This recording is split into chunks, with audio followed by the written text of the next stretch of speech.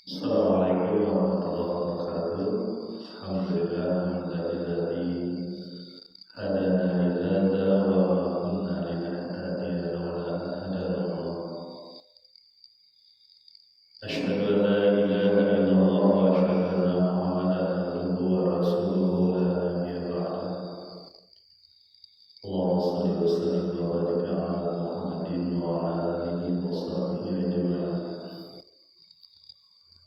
أيها الناس اتقوا الله حيثما كنتم واتبعوا السيئة الحسنة تمحوها صدق الله صدق رسول الكريم. Alhamdulillahirabbil alamin. Jamaah Masjid An-Nur Muslikan rahimahullah. Mari kita lanjutkan lagi masih di surat Shad. Kita sudah sampaikan satu lagi nabi yang cukup rinci dikabarkan dalam Al-Quran, yaitu Ayub, seorang nabi yang terkenal dengan kesabarannya ketika ditimpa banyak ujian, diantaranya adalah ujian tubuh, kesehatan, begitupun ujian mental, ujian fisik, dan ujian harta yang Ayub alaihissalam sukses melewatinya. Kita lanjut di ayat yang ke-45 surat Shad. Bismillahirrahmanirrahim. Wadhkur ibadana Ibrahim wa Ishaq wa Yaqub ulil aidi wal absar. Dan ingatlah hamba-hamba kami, yaitu Ibrahim dan Ishak dan Yaqub. Mereka adalah hamba-hamba yang mempunyai amal dan ilmu yang tinggi. Kalau sebelumnya cukup rinci ya disebutkan kisah tentang Sulaiman, Daud, dan Nabi Ayub. Di ayat-ayat selanjutnya itu disebutkan secara sekilas.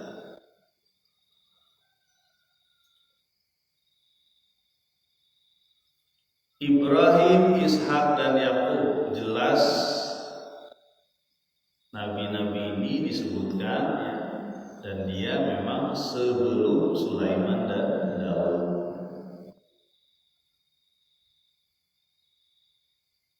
Tapi yang unik yang disampaikan dalam Al-Quran ini ya, bahwa mereka mempunyai amal dan ilmu yang tinggi. Amal disebutkan di sini tidak dalam kata amal, tetapi aid, tangan. Kemudian ilmu yang tinggi tidak disebutkan dengan kata ilmu, tetapi absar, penglihatan, pemikiran. Seolah-olah dikatakan bahwa ya, orang yang mempunyai tangan, ya, orang yang tidak mempunyai amal itu seolah-olah tidak punya tangan. Orang yang tidak mempunyai amal yang tinggi seolah-olah tidak punya tangan. Orang yang tidak mempunyai ilmu yang tinggi itu seolah-olah tidak bisa melihat gitu. Jadi Allah memilih kata ain dan absar. Yang memang ya kalau kita perhatikan ya, orang-orang yang secara zahir itu punya tangan, punya mata, punya pemikiran, tapi tidak digunakan ya, untuk beramal kepada Allah, seolah-olah itu mereka sebenarnya nggak punya, nggak ada artinya gitu. Ya, bahwa ilmu, bawa mata, bawa pikiran, bawa tangan, anggota kaki, anggota tubuh ini diciptakan Allah untuk apa? Supaya menjadi pendukung seorang hamba menghamba diri kepada Allah. Jadi kalau misalnya mereka punya tangan, punya anggota, tapi tidak dipakai untuk menghamba kepada Allah, seolah-olah mereka orang-orang cacat. Sebenarnya mereka itu tidak punya mata. Makanya beberapa ayat dalam keterangan lain itu disebutkan bahwa lahum qulubun la yafqahuna biha wa lahum a'yunun la yubsiruna biha wa lahum adhanun la yasma'una biha. Punya hati dia nggak pakai. Ya. Ukurannya kan hati dia manusia. Dia nggak pakai. Punya mata dia tidak bisa melihat. Punya telinga dia tidak bisa mendengar. Ulaika kal an'am, kayak binatang aja mereka terbal, bahkan lebih sesat dari binatang. Kenapa? Karena binatang itu hanya sesuai dengan yang dia minta saja, yang dia pakai dia saja. Ya. Sementara manusia bisa lebih jahat dari binatang. Mana ada si binatang yang menyia-nyiakan anaknya? Pasti dia berusaha lindungi. Kalaupun dimakan, itu bukan dimakan, dimasukkan ke dalam mulutnya, ikan gurame apa ikan apa ya. Anak-anaknya dimasukkan ke dalam mulutnya untuk bisa berjalan kemana. Bukan dimakan, tapi manusia ada yang menyia-nyiakan. Ya, hubungan yang nggak benar, punya anak dibuang anak, lebih jahat. Hewan itu kalau untuk membunuh, ya paling 1-2 sesuai dengan porsi makanan dia. Tapi manusia bisa menghancurkan banyak orang, nggak cuma manusia, hewan juga disikat sama dia. Ya. Orang-orang kayak gini ini nggak layak punya mata, punya telinga, punya hati, punya tangan, nggak layak diri sendiri. Karena mereka apa? Tidak dipakai untuk kebaikan. Makanya di sini disebutkan Ibrahim, Ishak, Yakub punya amal dan ilmu yang tinggi. Ya. Tangan matanya itu dipakai gitu. Ya. Ayat selanjutnya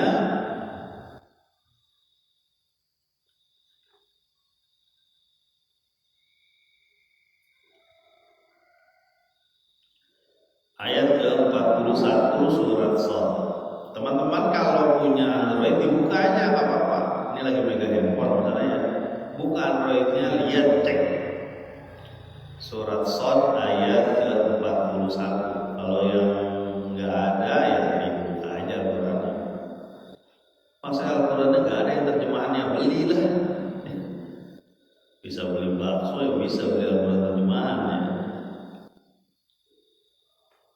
Nggak ada juga Pak uangnya, coba ngobrol. Mudah-mudahan ada. Enggak lah, saya yakin di sini mah ada. Masalahnya mau dibuka apa enggak gitu masalahnya. Kita punya jalan hidup nih yang namanya Al-Quran, ya, pedoman hidup kita. Ya kita bukalah, kita lihat maknanya apa, sehingga kita bukan orang Arab jadi nggak ngerti kan bahasanya. Tinggal cari dia di Google ada, di Android ada, di terjemahan juga banyak. Al-Quran terjemahan sampai bahasa apa juga kayaknya ada. Bahasa daerah belum tentu semua ada. Ayat 46 ya surat Shad. Inna akhlasnahum bi khalisatin dzikrad-dar. Sesungguhnya kami menyucikan mereka dengan dengan satu akhlak yang tinggi, yaitu mengingatkan hari akhirat, kampung akhirat. Nah, ini disebutkan oleh Allah, ya, orang-orang yang mempunyai amal dan ilmu yang tinggi, ya, mereka disucikan dengan akhlak yang tinggi. Akhlak yang tinggi itu apa? Akhlak ketika dia mengingatkan manusia terhadap hari akhir, kampung akhirat. Itu akhlak yang tinggi. Ya, Khaliq menciptakan makhluk. Akhlak apa yang diinginkan Khaliq untuk makhluk tersebut. Ya. Nah, jadi akhlak yang tinggi itu adalah mengingatkan kampung akhirat, dar. Nah, jadi Ibrahim, Ishak, Yakub, ya, mengingatkan kampung akhirat, bahkan bukan cuma kepada orang, tapi kepada anak keturunannya. Ya. Sampai kita masih ingat dulu, ada satu keterangan yang menyatakan ketika Yakub menjelang kematiannya, ya, yang dia tanyakan ketika menjelang kematiannya itu bukan bagi-bagi warisan, ya, bukan menanyakan bagaimana kondisi keluarga anak-anaknya, ya. Tapi yang ditanyakan oleh Yakub ketika mau meninggal, ya. Dia cucu Ibrahim berarti, ya, dari jalur Ishak, kalangan Bani Israel. Israel itu nama lain dari Yakub. Nah, anak Yakub disebut Bani Israel, ya. Ma ta'buduna min ba'di, apa yang bakal kamu sembah setelah aku meninggal? Yakub ngomong gitu. Dia khawatirkan bahwa anak-anaknya tidak menyembah apa yang dia sembah. Ya. Jadi pewarisan akhlaknya adalah pewarisan penyembahan kepada Allah, pengingatan orang kepada hari akhir. Apa yang dikatakan anak-anaknya Yakub, kami akan menyembah apa yang kau sembah, Rabbul Alamin. Ya. Robnya Ishak, Robnya Ishak, Robnya Ibrahim, yaitu Allah Subhanahu wa Ta'ala. Jadi akhlak, ya, yang disebut akhlak itu adalah apa? Menganjurkan orang mengingat akhirat. Coba perhatikan, ya. In ahsantum li anfusikum, misalnya. Kalau engkau berbuat baik, itu baik, kebaikannya kepada dirimu. Jangan hitung-hitungan. Kadang-kadang kita ngitung-ngitung gitu, ya. Mau berbuat baik hitung-hitung gitu, banyak hitungannya gitu. Nanti dia balikin gak kebaikan itu ke kita? Jangan, gak begitu. Ya. Itulah cintanya para rasul, para nabi. Walaupun dia dicerca, dihina, ya, dia tetap mengharapkan kebaikan.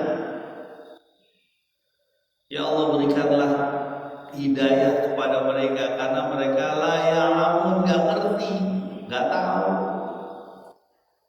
Ya. Seburuk apapun perlakuan kepada Nabi, ya, yang mengajak manusia mengingat akhirat, bahwa ada balasan di akhirat, bahwa akan ada yang baik akan menemui kebaikan, yang jahat, yang buruk, yang tidak taat kepada Allah akan menemui hukuman Allah. Ya. Itu kan sebenarnya mengingatkan kepada kaum akhirat. Dan itulah yang dilakukan Nabi, dilakukan Ibrahim. Bagaimana mengingatkan kaumnya, sampai kebekuan otaknya dibuka oleh Ibrahim, misalnya.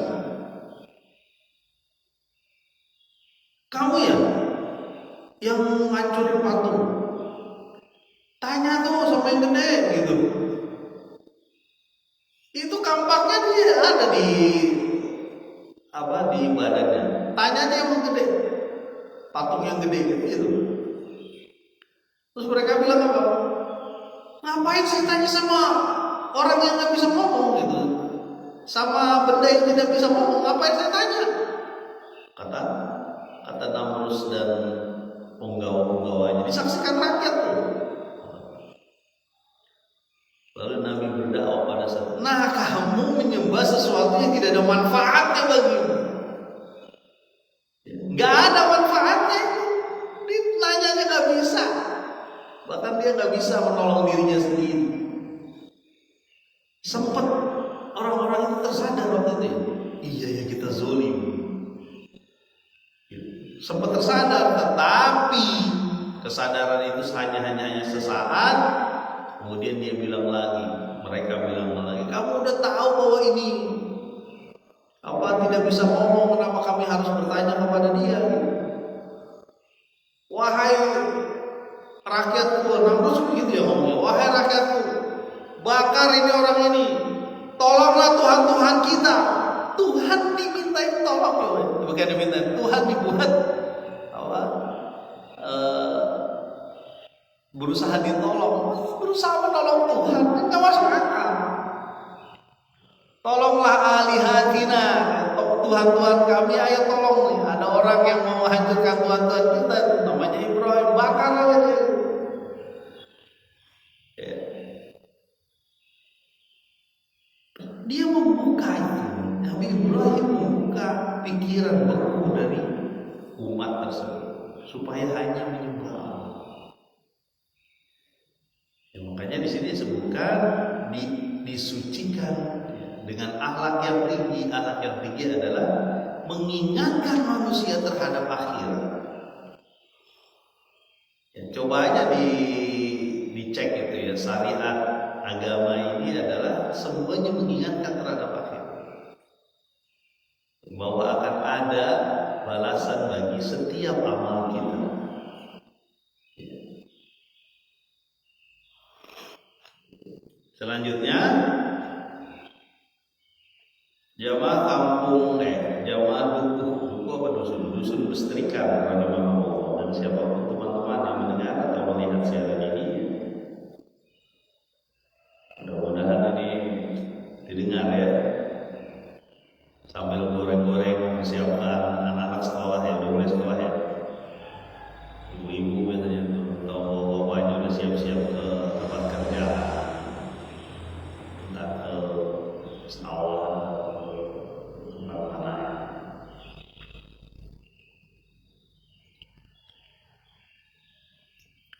Ayat ke-47 surat Shad. Wa innahum indana laminal mustafainal akhyar, dan sesungguhnya mereka di sisi kami betul-betul orang yang terpilih dan orang-orang yang paling baik.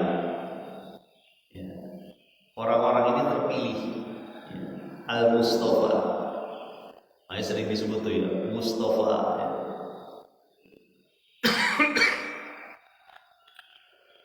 Dan orang-orang ini adalah orang-orang yang paling baik berbuat. Siapa? 3 nabi yang disebut di sini. Dan pertanyaannya adalah, orang-orang pilihan ini pasti dapat cobaan. Bukan pertanyaan, pernyataan. Pasti dapat cobaan. Cobaan dari banyak orang, banyak hal, membutuhkan pengorbanan. Ini bagian dari pembelajaran juga kepada Nabi dan kepada orang-orang yang mengikuti Nabi. Kita ini kalau pun dapat cobaan itu masih dalam level cobaan hidup aja lah ya, untuk kehidupan kita pribadi ya. Ya. Cobaan, jadi Allah itu menguji kita minal khauf, dengan ketakutan, kekurangan ju, kemudian thamarot,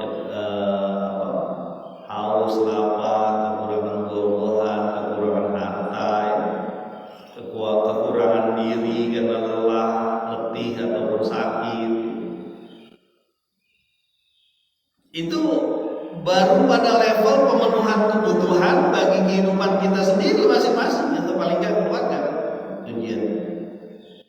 Tapi ujian para nabi, ujian para dai, ujian orang-orang yang menyeru pada Allah levelnya sudah berbeda. Ya, mungkin dia selain dapat ujian kehidupan, kesulitan makan, ya, kemudian mungkin ada sakit juga, ya, dikitnya harta misalnya.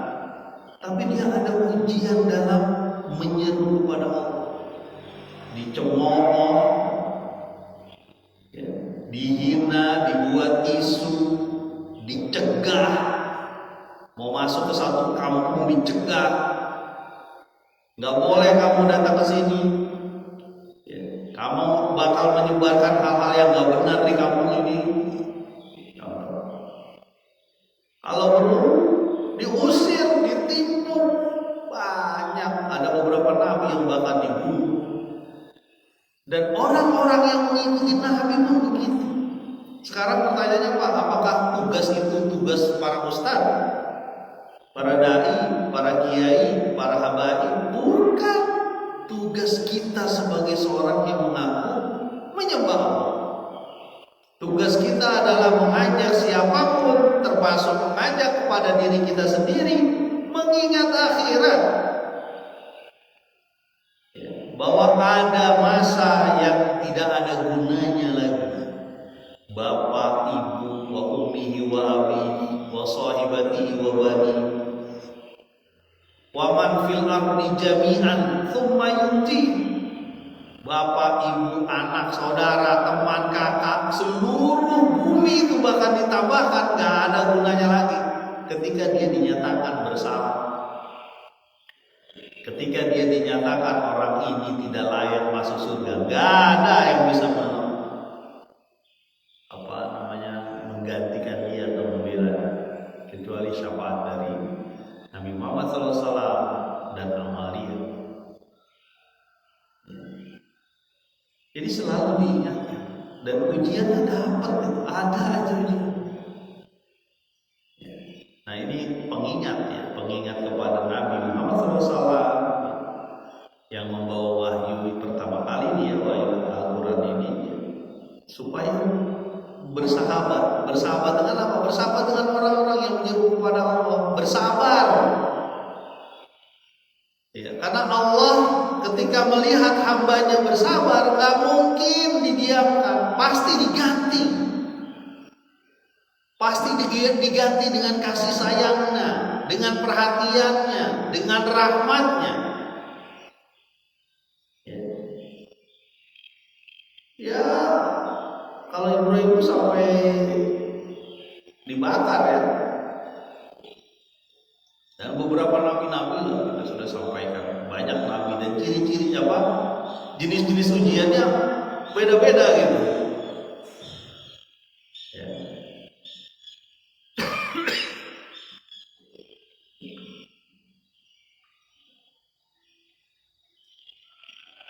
Ayat selanjutnya, wadhkur Ismail wa Yasa wa Dzal-Kifl kullun minal akhyar. Juga ingatlah ya, Ismail, Ilyasa dan Zulkifli, bahwa mereka semua adalah orang-orang yang paling baik. Ya. Di sini disebutkan, kita di Al-Quran itu tidak disebutkan secara jelas apakah Ismail, Zulkifli, Ilyasa ya, termasuk Ilyasa disebutkan di sini, itu sezaman nggak dengan Nabi Ayub? Nggak disebutkan saja. Nabi Ayub ya, kemarin kita sudah sampaikan Nabi Ayub. Tapi orang-orang ini hanya disebutkan sebagai orang-orang yang paling baik. Ya. Minal akhyar,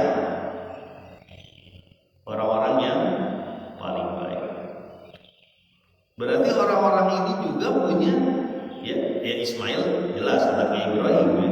Kalau Ilyasa dan Zulkifli tidak disebutkan di zaman apa. Ini bagian dari keimanan kita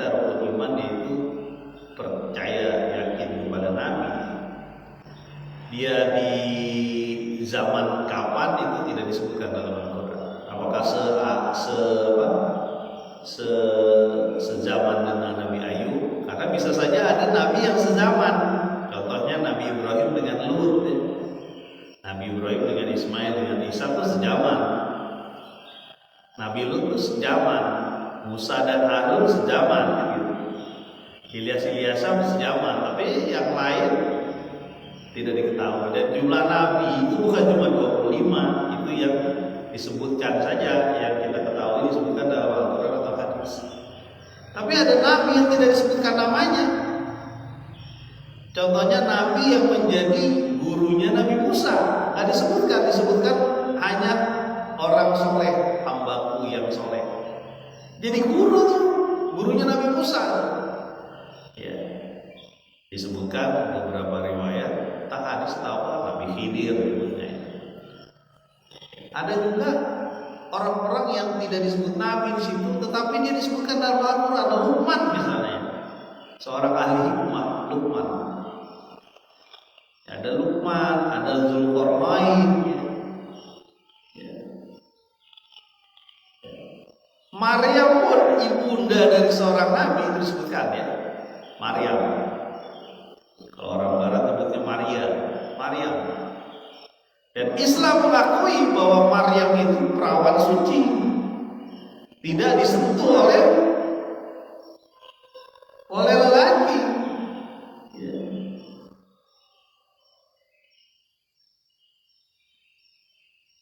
Bukan berzina dia, bukan. Tapi perawan suci. Disebutkan dalam Al-Quran tuh, surat khusus tuh namanya Maryam.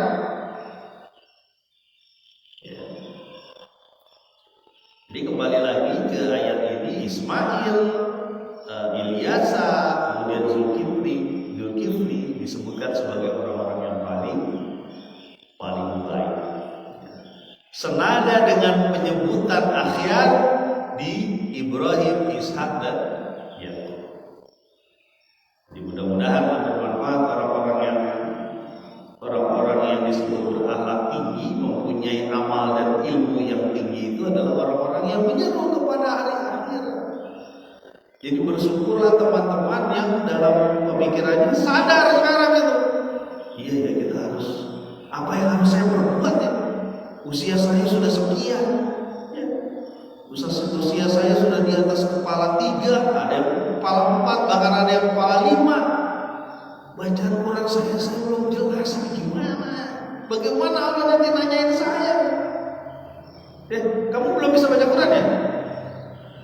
Iya ya Allah, karena nggak ada pesantren, saya nggak ikut pesantren ya Allah. Kan kamu bisa cari banyak ustaz di situ. Bahkan kalau nggak ada ustaz di situ, kamu online aja bisa ngaji online, bisa sekarang. Tapi saya sibuk ya Allah, gimana gitu? Kamu dikasih 24 jam, orang dikasih sama 24 jam. Jangan MBA, manusia banyak alasan. Jalan, kerjakan. Masjid udah bagus banget nih, kalau masjid Amal Muslimin keren. Luar biasa nih kemampuan berinfak kampung Muslimin ini luar biasa. Tinggal kemampuan memakmurkan masjid ini permasalahannya. Datanglah ke musola, datang ke masjid, ikut berjamaah yang laki-laki khususnya. Datang ke majelis talimnya. Kalau belum ada majelis talimnya, panggil ustaz. Begitu.